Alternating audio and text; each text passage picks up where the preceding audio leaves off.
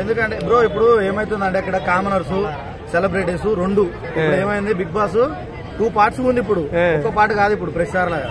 ఇప్పుడు వీళ్ళందరూ లోపలికి వెళ్తున్నారు మనము మామూలుగా ఏమంటున్నారు ఒక టీమ్ గేమ్ ఆడదాం అనుకుంటున్నారు